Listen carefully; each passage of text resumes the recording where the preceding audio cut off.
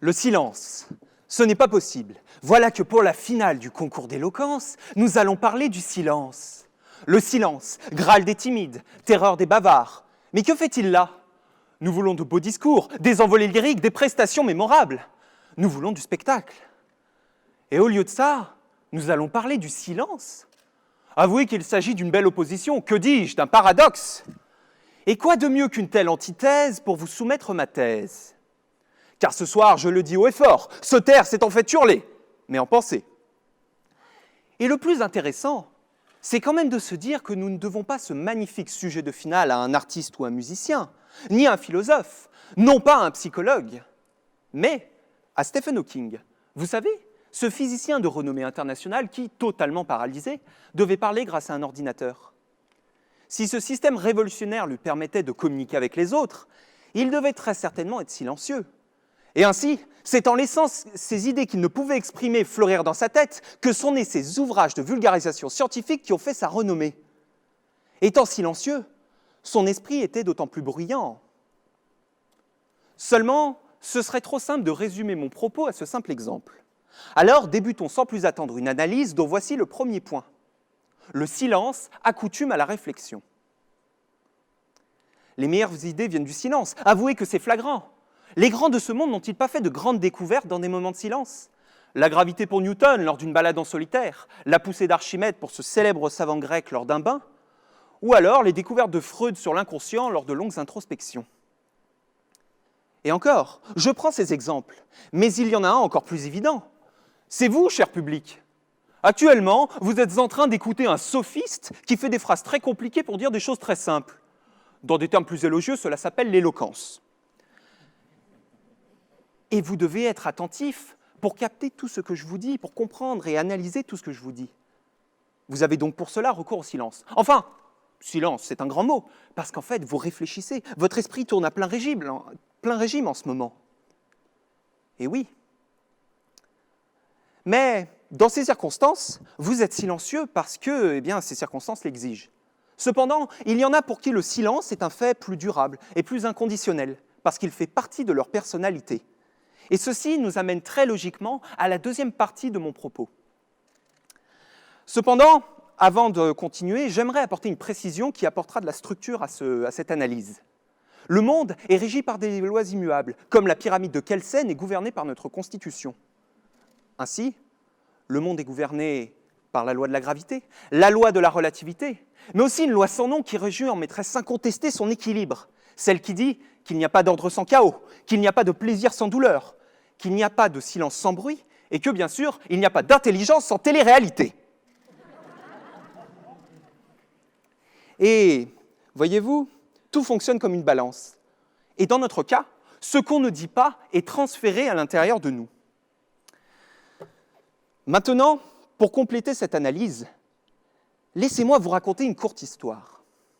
Imaginez un enfant, que ce soit un garçon ou une fille, peu importe. Il a une vie normale, allant à l'école et jouant avec ses copains et copines à leur temps attendu de la récréation. Mais contrairement à bien des enfants qui courent, font du bruit et montrent leur présence, il est d'une étonnante discrétion, d'un grand calme. Alors, parfois, il lui arrive de s'isoler quelques instants pendant un instant de jeu avec ses amis, avant de revenir vers eux comme si de rien n'était. Ce silence, aussi bien verbal que social, intrigue. Alors, pour le mettre dans une case, parce que ça rassure de mettre des gens dans des cases, on le qualifie de timide. Peut-être qu'il est timide, mais il y a autre chose de plus complexe.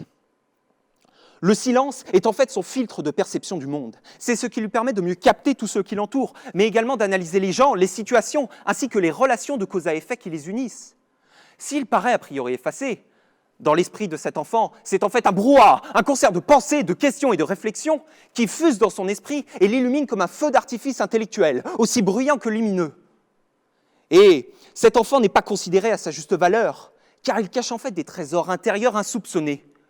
Une pensée foisonnante et riche, une symphonie ayant pour chef d'orchestre le silence.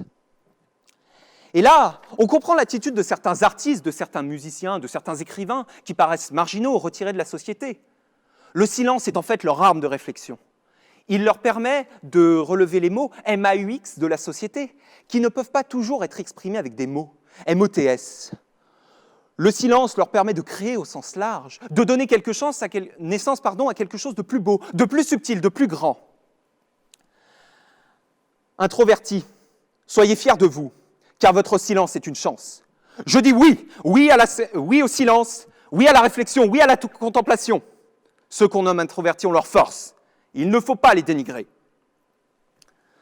Alors, certains me diront à très juste titre qu'il y en a qui sont extravertis, très volubiles, très démonstratifs, et qui ont un esprit bruyant. Oui, tout à fait, je suis d'accord avec vous.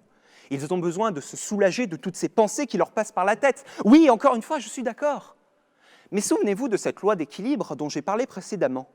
Tout ce qu'on ne dit pas, et le poids de tout ce qu'on ne dit pas est transféré en nous. Et d'ailleurs, les introvertis taisent précieusement leurs pensées. Et donc, leur esprit est d'autant plus bruyant, contrairement aux extravertis qui se soulagent de ce trop-plein psychique. Là est la différence. Jusqu'à présent, nous avons vu que le silence permettait à l'esprit de faire du bruit par la réflexion intellectuelle et par la compréhension du monde. Mais pensez-vous que par le terme « bruit mental », je veuille uniquement parler d'activité intellectuelle ? Que nenni ! Oui, j'ai bien dit que nenni ! N'y a-t-il pas autre chose que nous appelons le bruit de fond de nos pensées ? Je veux bien évidemment parler de nos émotions. Ceci constitue le troisième acte de notre odyssée du silence. A priori, les deux termes silence et émotion n'ont pas grand-chose à voir. Après tout, émotion vient du latin emoere, et, dérivé de ex, voulant dire hors de, et moere signifiant se mouvoir. Les émotions, ce serait donc quelque chose qui sort de nous et qui nous sert de moteur. Cela n'a donc pas grand-chose à voir avec le silence. Et pourtant, si je vous parle de silence émotionnel, est-ce que ce lien ne vous paraît pas plus clair ? Toujours pas ? Bon, très bien, très bien. Alors prenons un exemple. Les Spartiates, ces fiers guerriers de la cité grecque antique de Sparte. Ils avaient adopté ce qu'on nomme l'aconisme, s'exprimant avec le minimum de mots, ne montrant jamais leurs émotions, restant stoïques, même au cœur de la bataille, alors que les lances pilonnent les boucliers, que les épées lacèrent les cuirasses et que les casques se fracassent contre les casques.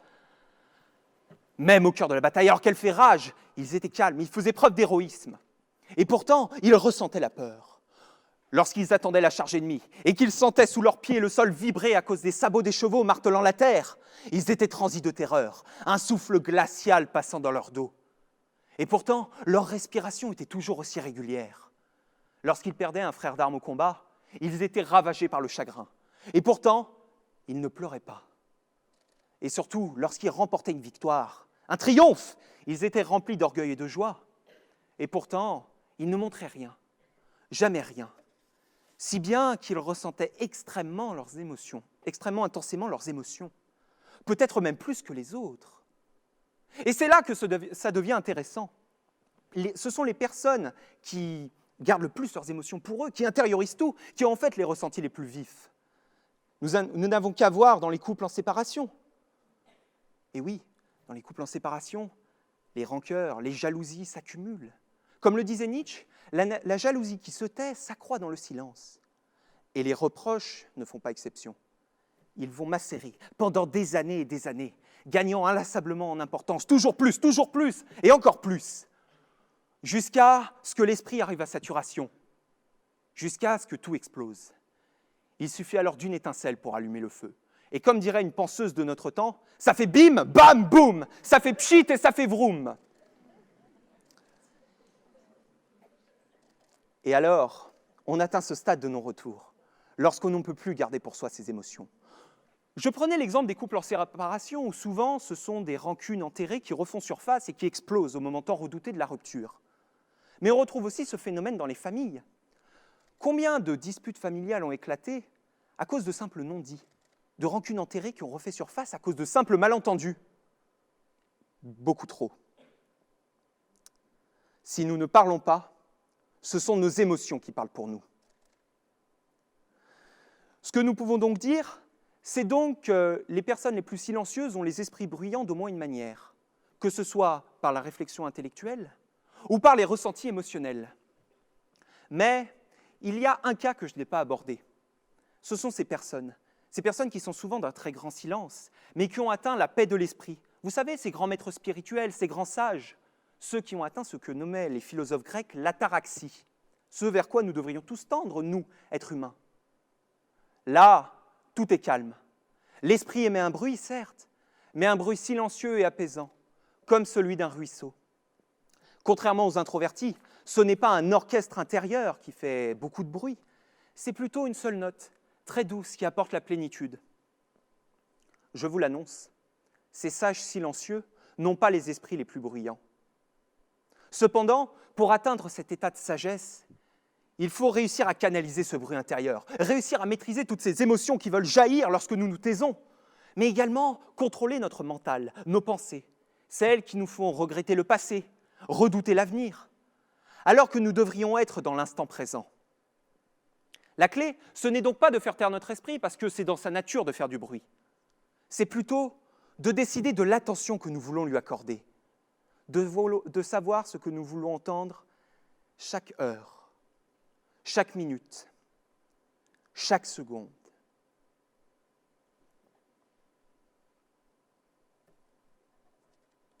Je profitais de ces quelques secondes de silence pour écouter le bruit de mon esprit. Je me remémorais le début de ce discours, alors que je disais que silence et éloquence s'opposaient.